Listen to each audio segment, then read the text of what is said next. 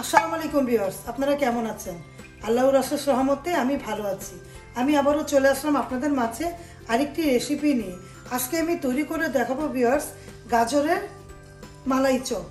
এটা তৈরি করব আমার মতো করে। তার জন্য আমি দেখুন গাজর এভাবে করে কেটে নিয়েছি, এরকম করে কেটে নিতে হবে। তারপরে মাখনটা দিয়ে দিলাম, বাটার দিলাম।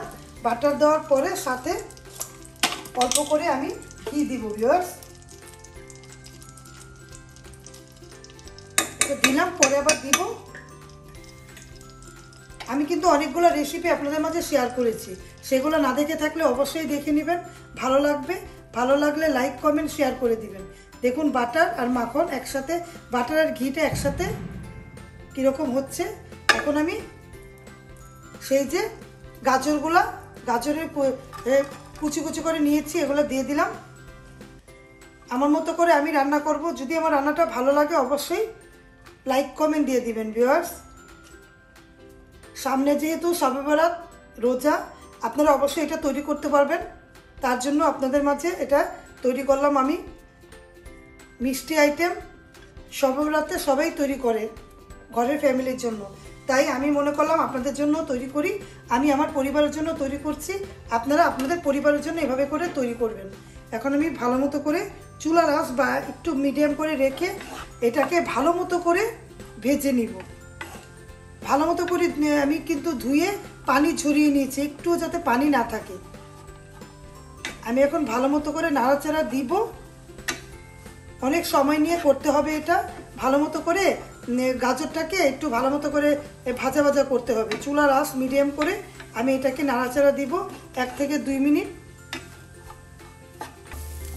ভিউয়ার্স দেখতে পেলেন আপনারা, আমি ঘি আর বাটারটা দেওয়ার পরে ভালো মতো করে 2 থেকে 3 মিনিট গাজরটাকে আমি নাড়াচাড়া দিলাম। কারণ ভালো মতো করে ভাজা ভাজা করলে গাজরের যে গন্ধটা ওটা চলে যাবে। তার জন্য ভালো মতো করে ঘিটা দিয়ে ভাজতে হবে। আমি এর মধ্যে আরেকটু ঘি দিয়ে দিব। দেখুন দেওয়ার পরে এখন আমি আরেকটু নাড়াচাড়া দিচ্ছি। আমার ব্লগগুলো কার কাছে, রেসিপিগুলো কার কার কাছে ভালো লাগে ভিউয়ার্স? ভালো লাগলে লাইক কমেন্ট দিয়ে দেখবেন। আমি কিন্তু 350 মতো রান্না আপনাদের মাঝে শেয়ার করেছি, সেগুলো না দেখে থাকলে অবশ্যই দেখে নেবেন।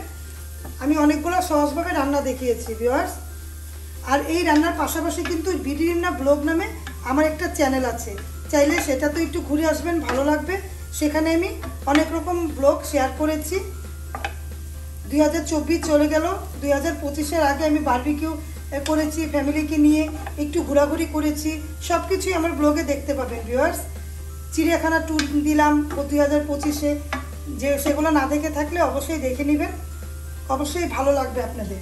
এখন আমি একটু লিকুইড দুধ দিয়ে দিব, অল্প একটু দিলাম, বেশি দিব না। লিকুইড দুধটা দেওয়ার পরে ধাপে ধাপে করে দিচ্ছি, দেখুন। তারপরে ভিউয়ার্স আমি এখন অল্প করে গুঁড়া দুধ দিব,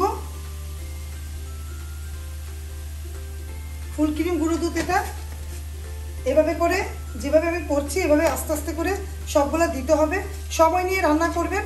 আর পরিমাণ মতো চিনিটা অল্প দিব, কারণ কনডেন্স মিল্ক আমি ব্যবহার করব তো, তাই ভিউয়ার্স। তারপরে আমি এখন চুলার আঁচ এখন কমিয়ে রাখবো। এলাচির গুঁড়ো, এই যে এলাচির গুঁড়োটা দিলাম, অল্প করে এলাচির গুঁড়ো দিলাম। ফ্লেভারটা যাতে ভালো আসে তার জন্য। আর দারচিনির গুঁড়ো দিব। আমি গুঁড়োটা ব্যবহার করলাম, আস্তটা দেইনি। এই দারচিনির গুঁড়োটা দিলাম, দিয়ে এখন আমি ভালো মতো করে নাড়াচাড়া দিব ভিউয়ার্স। অনেক টেস্টি একটা খাবার। যদি রান্না না করেন তাহলে তো বুঝবেন না। রান্না করবেন, অবশ্যই কমেন্ট করবেন আমাকে এই রেসিপিটা কেমন হলো। মিষ্টি একটা আইটেম, আমি কিন্তু অনেক রকম মিষ্টি আপনাদের মাঝে শেয়ার করেছি। শবে বরাত স্পেশাল গাজরের হালুয়া, তারপরে বুটের হালুয়া, আমি অনেক কিছুই দিয়েছি। গাজরের লাড্ডু দিয়েছি, গাজরের হালুয়া দিয়েছি, সব কিছুই দিয়েছি। গাজরের পায়েস দিয়েছি। আপনারা যদি না দেখে থাকেন অবশ্যই আমার চ্যানেলটাকে একটু ঘুরে আসবেন, ভালো লাগবে। আমি চুলার আঁচটা কমিয়ে কমিয়ে নিয়েছি কেন, একটু বাড়িয়ে দিলে মিষ্টি আইটেম যদি পোড়া লাগে তাহলে ভালো লাগে না। যদি আমরা ঝাল আইটেম রান্না করি একটু পোড়া লাগলেও সমস্যা হয় না, ভাত দিয়ে খাবো। আর মিষ্টি আইটেম যদি আমরা এভাবে করে না রান্না করি তাহলে ভালো লাগবে না, একটু পোড়া পোড়া স্মেল এসে পড়বে। তাই আমি চুলার আঁচ মিডিয়াম করে চুলার আঁচ, তারপরে ধীরে ধীরে করে রান্না করছি। সময় নিয়ে এটা করতে হবে, তাড়াহুড়া করা যাবে না। তারপরে ভিউয়ার্স আমি এখন পরিমাণ মতো চিনি দিয়ে আর কি ঘি দিব, আর একটু কনডেন্স মিল্ক দিব। তার আগে একটু 1 মিনিটের মতো নাড়াচাড়া দিয়ে নিব, কারণ আমি এখন তো লিকুইড দুধ দিলাম, এলাচি দারচিনি গুঁড়ো দিলাম, আপনারা তো দেখতে পেলেন। আর একটু ঘি দিলাম, অনেক সুন্দর একটা ঘ্রাণ এসেছে। গুঁড়ো দুধ দিলাম অল্প করে। এখন 1 মিনিটের মতো আর একটু চুলা বাড়িয়ে একটু ভাজা ভাজা করে নিব ভিউয়ার্স। 1 থেকে 2 মিনিট একটু নাড়াচাড়া দিলাম। যত নরম হবে অতই ভালো, গাজরটা একটু নরম হলে ভালো। এরকম করে আপনারা গ্রেট করে নেবেন। এখন আমি পরিমাণ মতো সেই যে কনডেন্স মিল্ক এটা দিব, স্বাদ অনুযায়ী দিব, মিষ্টি বুঝে দিব আমি, কারণ বেশি মিষ্টি একটু আগে চিনি দিলাম, এখন কনডেন্স মিল্কটা দিলাম আমি পরিমাণ মতো দিচ্ছি।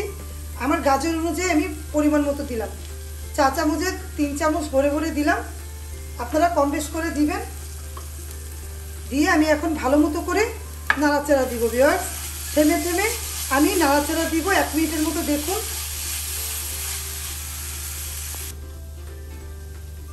ভিউয়ার্স, আমি ভালো মতো করে চুলার আঁচ মিডিয়াম করে একটু ভাজা ভাজা করলাম। একটু লাল লাল হয়েছে কিন্তু পোড়া লাগেনি। আর এটা যদি ভালো মতো করে একটু ভাজা ভাজা না করি তাহলে গাজরটা একটু গন্ধ আসবে, স্মেল বেশি আসবে, তখন ভালো লাগবে না। তার জন্য আমি ভালো মতো করে একটু ভেজে নিলাম। এখন আমি দেখব এভাবে করে, দেখুন এরকম হয়েছে। এইভাবে করে গোল বানাবো তো, তার জন্য দেখছি। এখন আরেকটু আমি ভাজা ভাজা করব। তার আগে আমি এখন একটু মাওয়া দিব। আপনারা অবশ্যই এইভাবে করে করবেন, ভালো লাগবে। আমি গাজর একটু মাওয়া উপর থেকে ছিটিয়ে দিচ্ছি।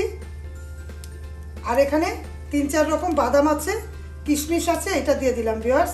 এটা দিয়ে অনেক ভালো লাগবে। দেওয়ার পরে আর একটু গুঁড়ো দুধ আমি দিব, ফুল ক্রিম গুঁড়ো দুধটা দিব।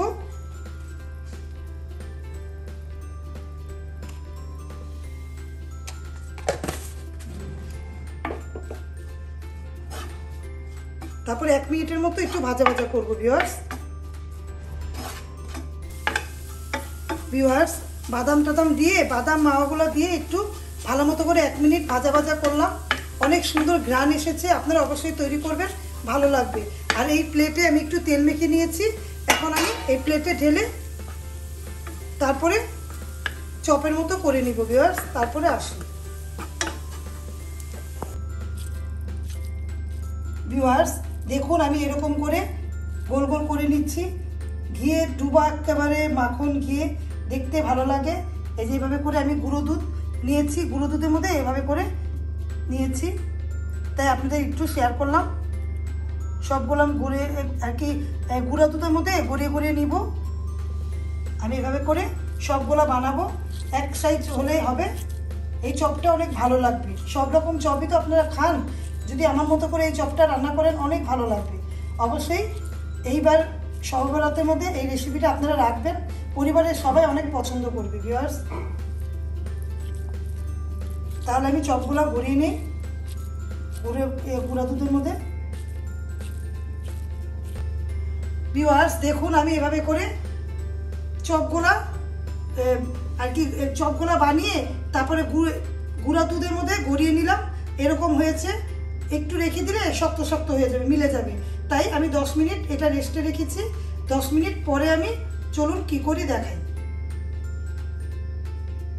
ভিউয়ার্স। আমি রসটা তৈরি করার জন্য একটা ফ্রাই প্যান চুলার উপরে দিয়ে দিলাম। আর পরিমাণ মতো তরল দুধ গরম করে ঠান্ডা করে নিয়েছি ভিউয়ার্স, ভালো মতো গরম করে নিয়েছি। দুধটাকে শুকিয়ে নিয়েছি ভালো মতো করে, বেশি দুধকে জাল দিয়ে অল্প করে নিয়েছি। দেখুন মালাইও আছে সাইড দিয়ে। এখন চুলার আঁচ একটু বাড়িয়ে দিব, মিডিয়ামের থেকে একটু বাড়াবো। তারপরে ভিউয়ার্স আমি সাথে নিয়েছি কাস্টার্ড পাউডার, এভাবে করে গুলিয়ে নিয়েছি। 2 চামচ কাস্টার্ড পাউডার নিয়েছি। অনেক অসম্ভব টেস্ট, আপনারা তৈরি করবেন। আমি পরিমাণ মতো দুধ দিলাম আর পরিমাণ মতো কাস্টার্ড পাউডার, আর এখানে নিয়েছি ভিউয়ার্স ছানা। এটা আমি দুধ জাল দিয়ে দুধের উপর থেকে যে মালাইটা হয় এই মালাইটা আমি করে ডিপ ফ্রিজে রেখেছি। দেখুন এরকম হয়েছে, ফ্রিজে রাখলে এরকম হয়ে যাবে, আপনারা এভাবে করে নেবেন। আমি একটু খুলে খুলে নিলাম। দেখুন এই মালাইটা অবশ্যই লাগবে, এই মালাইটা হলে একটু মালাই চপটা ভালো লাগবে, তাই এই মালাইটা অবশ্যই লাগবে ভিউয়ার্স। তাই আমি দুধটা জাল দিই, আপনারা দেখতে থাকেন। একটু জাল দেওয়ার অপেক্ষা আর কি, জাল দিয়ে থাকি। 2-3 মিনিট পরে আমি আসি। ভিউয়ার্স দেখুন ভালো মতো করে একটু জাল দিয়ে নিলাম আর কি, বলক আনিয়ে নিলাম। জাল তো আমি আগেই দিয়েছি, তাই জাল দেওয়ার বেশি প্রয়োজন নেই, তার জন্য আমি এখন একটু নাড়া দিব। দেখুন অসম্ভব টেস্ট লাগে এই জিনিসটা, ঠান্ডা ঠান্ডা পরিবেশন করলে অনেক ভালো লাগবে। এখন চিনি দিব পরিমাণ মতো, আমি অল্প করে চিনি দিব পরিমাণ মতো, কারণ আমি যে গাজরের লাড্ডুটা চপটা বানিয়েছি ওইটার মধ্যে কিন্তু আমি ভালো মতো করে মিষ্টি পরিমাণ মতো দিয়েছি, ড্যানিশ দিয়ে তৈরি করেছি।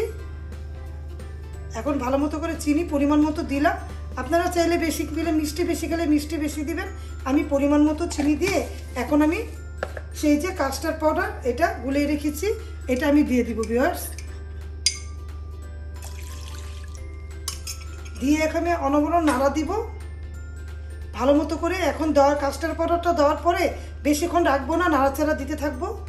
আর এখানে আমি সেই যে মাওয়া আর বাদাম আমি কেটে রেখেছি সেটাও দিয়ে দিব ভিউয়ার্স। পরিমাণ মতো বাদাম, কিশমিশ এটা দিলাম, দিয়ে আর একটু ভালো মতো করে দেখুন চুলার আঁচ একটু মিডিয়ামের থেকে একটু বাড়িয়ে তারপর নাড়াচাড়া দিব। আর একটু গুঁড়া দুধ অ্যাড করবো, আপনারা না চাইলে স্কিপ করবেন, আমি একটু দিলাম, অল্প করে দিয়েছি ভিউয়ার্স। দিয়ে আমি এখন 1 মিনিটের মতো একটু চুলার আঁচ মিডিয়াম করে নাড়াচাড়া দিব।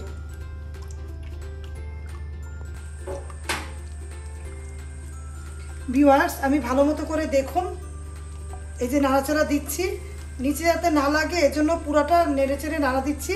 নাড়া দিয়ে চুলাটা একটু কমিয়ে দিব, কমিয়ে সেই যে দুধের মালাইটা এটা দিয়ে দিব ভিউয়ার্স। এটা এখন দিয়ে দিব, এটা পুরাটাই দিব।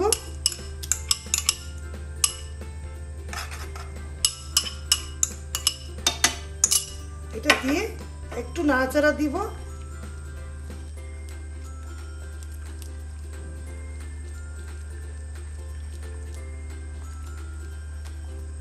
দেখুন এখন রেডি হয়ে গেছে। এখন চুলা বন্ধ করে আমি ঢেলে দেখাবো ভিউয়ার্স।